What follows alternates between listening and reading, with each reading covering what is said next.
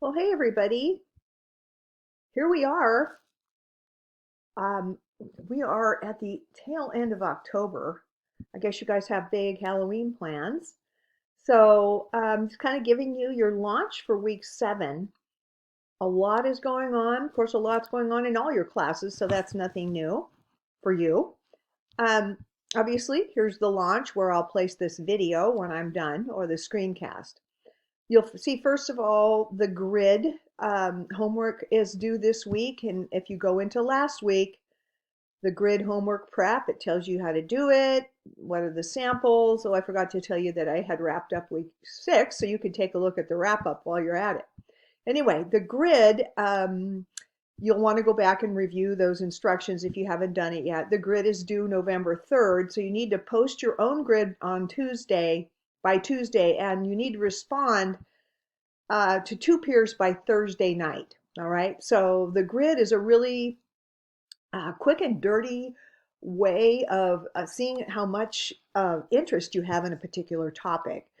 I don't want you to use it to gauge, will I find enough information, but more to, is there enough to keep you interested as a student, researcher, and writer? Following that, I have the research paper instructions. So I have the instruction as a document. I have them as a screencast where I walk you through and explain the instructions. I would encourage, I've been saying this quite often, I would encourage you to view the screencast of me explaining the instructions, because it's kind of in class. I would be explaining, I wouldn't just hand you instructions. I would verbally walk you through them to make sure that we had a meeting of the minds. I have a research paper instructions quiz. So it will quiz you on how you read this, how much you understand the instructions to the research paper. Okay, prospectus is part 1 of the research paper, the first component that you'll submit of the actual research paper component or project. All right, so there are several things in here, how to brainstorm and narrow your topic. I've got the instructions for the prospectus. I've got the screencast of the instructions. I've got the rubric for the prospectus. You're also going to need to generate some keywords and how to research. You're going to need this for the prospectus. What are primary, secondary, and tertiary sources? See, I tell you, you will need this for the prospectus because there's a question on it. I give you several samples, A through F. I give you a D sample in which I've annotated, meaning I've made marks on it and kind of told you what happened that made it a D. And here's the upload for your actual prospectus. It is your first component of the research paper, and it is due on Saturday. So once you submit this prospectus, you absolutely may not change your research paper.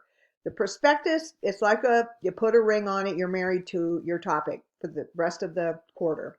So, you have a while to figure out, about another week to figure out what your topic really is going to be.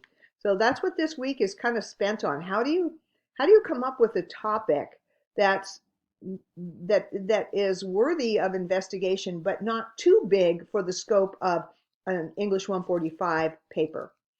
Okay, then there's a component here, and I give you, I don't know, 10 days or so to complete it. It's a step-by-step kind of, it's a library workshop module that was designed by Kennedy Library, and it's specifically for our class. So all of these are links that you'll go through, and after each one, like here, there's a knowledge check. It's a really short little quiz. Knowledge checks, either not worth very many points. Another one here. And then at the end, the library has asked you to complete a research notebook activity. It sounds like it's a really long thing. It doesn't take as long as you would think. But so it's a homework. It really helps you kind of decide what you already know about the topic and what you might need to look for. And also just gives you kind of the sense that you really know how to search and start experimenting with sources.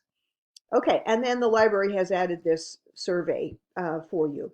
So I don't have you can see what I'm missing on the end of this week is the um, wrap up for week 7. So I'll add that on there, but I want you to be able to get started. There's a lot going. There's way more resources here than there are things due.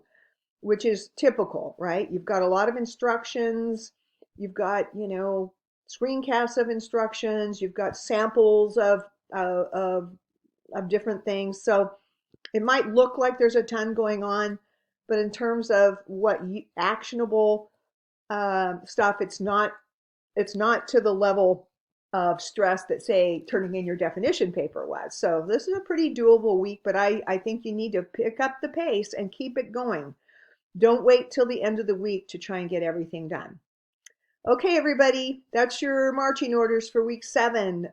Boy, we are just cruising into the last third, really, of the quarter, and that's what we're going to spend on this research paper. The whole rest of our quarter is now going to be focused on your research paper, the topic of which you will be the master. You are going to decide what your topic is. I don't even give you more than the 3 trailheads plus a fork activity to find your topic.